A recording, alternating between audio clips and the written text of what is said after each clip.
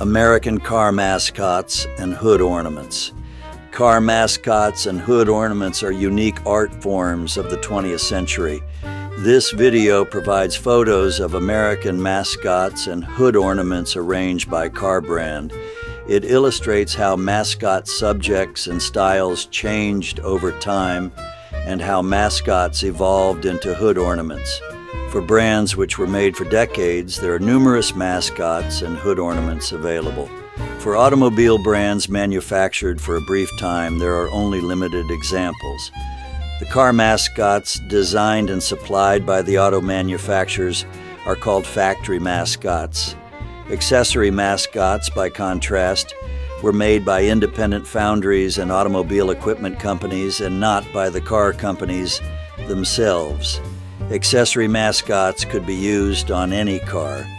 Automobile manufacturers realized they could create marquee uniqueness by designing a car mascot that highlighted and communicated the brand's image. Every car brand with its associated mascot clearly conveyed the owner's preference for luxury versus economy, performance versus style, and uncommon versus popular. Virtually all American mascots and hood ornaments were made of metal. Some of the later ones also incorporated glass or plastic inserts. The earliest and highest quality mascots were manufactured from brass or bronze. The best examples employed the labor-intensive cire-perdue or lost wax method. This produced mascots one at a time, which had extremely fine details. Most later mascots used the die casting process. It's a mass production method which forces molten metal under high pressure into a mold cavity. While the finest die casting mascots used zinc alloys, some early American mascots were made of pot metal, which was obtained from factory metal scraps. Because of the poor quality of the metal, these mascots quickly cracked and deteriorated. Over time, mascot producers learned the best metals to use so that mascots could withstand adverse weather and bad road conditions. In America, a few foundries produced the vast majority of mascots and hood ornaments. Doler Die Casting Company of Toledo, Ohio, was the largest foundry and cast mascots for numerous auto companies. Stant of Connorsville, Indiana, and Jarvis of Grand Rapids, Michigan, were two other major mascot producers. Most General Motors brand mascots were made by Turnstedt Manufacturing Company of Detroit. It became a division of GM in 1945. Each of these foundries had unique casting marks, which, along with car company logos, were stamped under the bases of mascots and hood ornaments.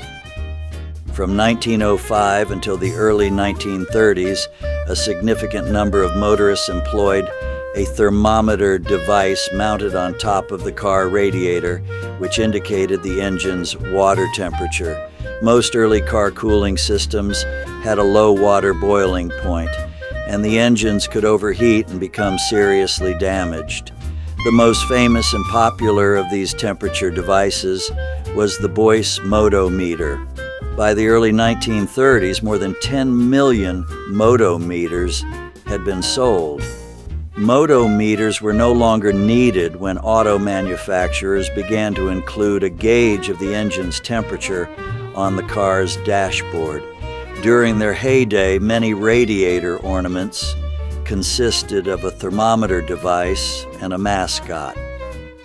While some mascots were produced as early as 1905, their greatest popularity was in the 1920s and 1930s. Initially, a mascot with or without a motometer was placed on the cap of the car radiator, which was exposed. As the car body design changed, the radiator was put under the car's hood. Nevertheless, it was still fashionable to place a mascot on top of the hood above the hidden radiator. In the 1930s, auto designers began streamlining car bodies. To fit in with the modern look, long sculpted chrome-plated strips were added to car mascots and were called hood ornaments. While this transition took place, the same mascot could serve either as a car mascot or as part of a longer hood ornament. After World War II, cars progressively grew longer and wider. Hood ornaments also grew in size in accordance with the increased car sizes. Like all works of art, mascot designs reflected the time periods in which they were created. In the 1910s through the early 1920s, mascot figures were realistically depicted. These are some of the most carefully crafted mascots ever made. Starting just before World War I, the Art Deco style of visual arts and design first appeared in France. Art Deco is a mixture of many different styles united by the desire to appear modern. It included exotic motifs from Egypt, the Middle East, Africa, and Asia. Under the influence of Art Deco, mascots became highly stylized in design. Designs featured linearity, sharp, angular forms, pronounced curves, and ultra-smooth surfaces.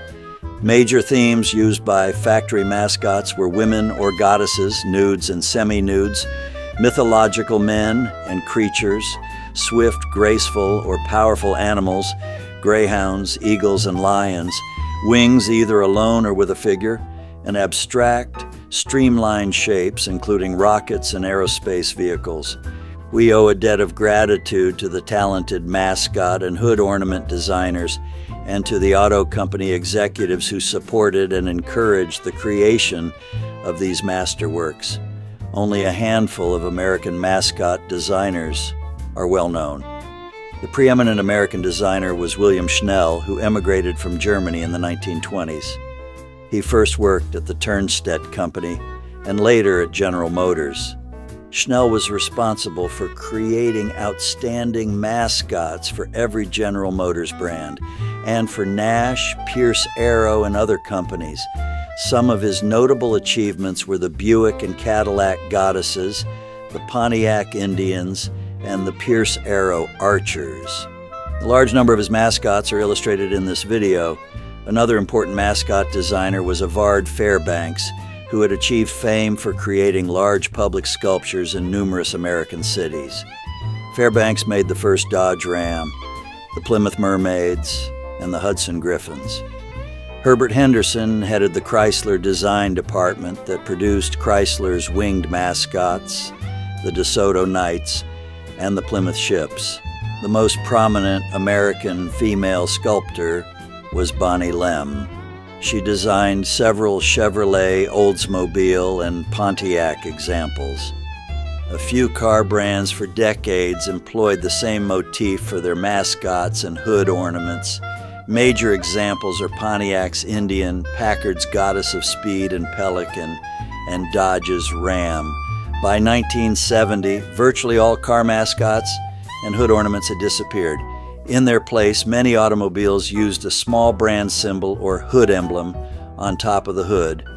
From their inception in the early 1900s until their demise in the 1960s, car mascots and hood ornaments served a major aesthetic and functional purpose. Their termination came when car mascots were perceived as being safety hazards in collisions, as well as when auto designers streamlined the car body styles.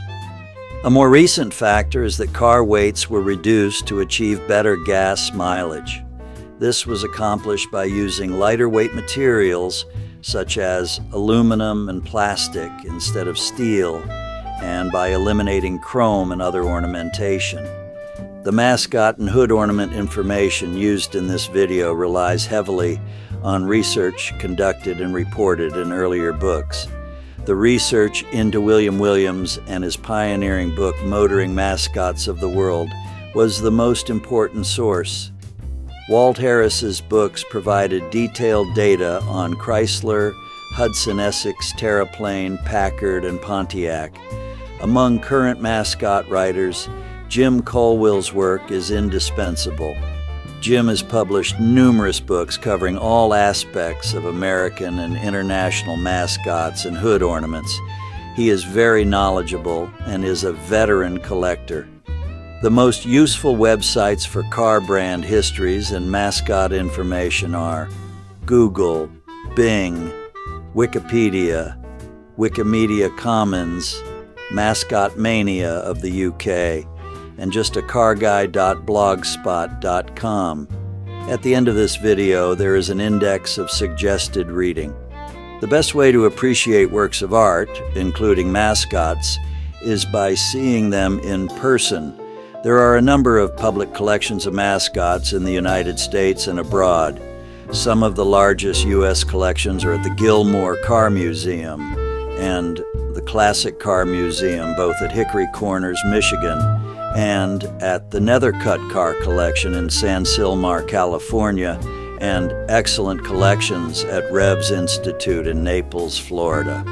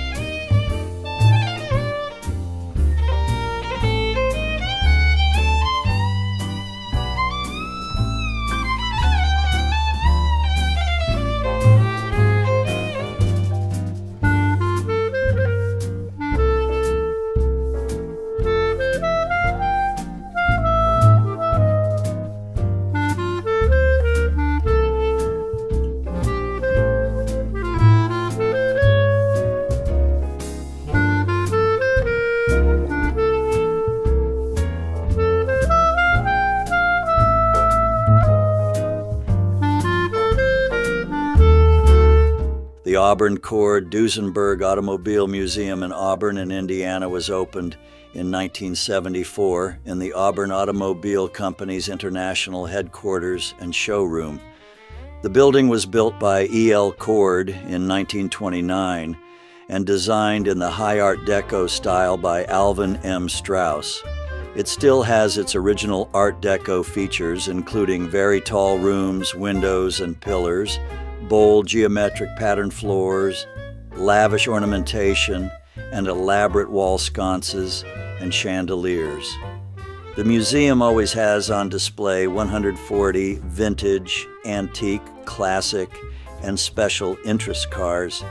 In addition, beginning in 2022, the museum initiated a series of American car mascots and hood ornament exhibitions. These mascots are from the collection of John Zoller. The rotating exhibitions contain more than 40 different car marks.